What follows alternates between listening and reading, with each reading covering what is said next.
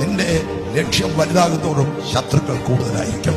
നിന്റെ ദർശനം വലുതാകുന്തോറും എതിർക്കുന്നവർ കൂടുതലായിരിക്കും. നിന്റെ വെളിപ്പാട് നീ പറഞ്ഞു കഴിയുമ്പോഴേ നിന്നെ കൊല്ലാൻ അവർ തീരുമാനിക്കും. സ്വന്തം ചേട്ടന്മാര് പറഞ്ഞു ഇവനെ കൊല്ലാം. എന്നിട്ട് അവന് സ്വപ്നം എങ്ങനെ നടക്കുമെന്നറിയാം. ഇവനോടല്ല വിരോധം, ഇവൻ കണ്ട സ്വപ്നത്തോടാണ്. നിന്നോടല്ല വിരോധം, നിന്റെ അകത്തിരിക്കുന്ന ദൈവകൃപയ്ക്കെതിരെയാണ് പോരാടുന്നത്. നിന്റെ ദർശനത്തിനെതിരെയാണ് പോരാടുന്നത്. കൽത്തുറുങ്കിൽ കിടക്കുകയാണ്. 17 വയസ്സ് മുതൽ 30 വയസ്സ് വരെ ഒരു ചെറുപ്പക്കാരന്റെ ഏറ്റവും നല്ല പ്രായം, ഏറ്റവും ജീവിക്കേണ്ട പ്രായം അവൻ കൽത്തുറുങ്കിൽ, അന്നത്തെ വളരെ കിരാതമായ കൽത്തുറുങ്കിൽ കാലിലെ ചങ്ങലയിട്ട് കിടക്കുക.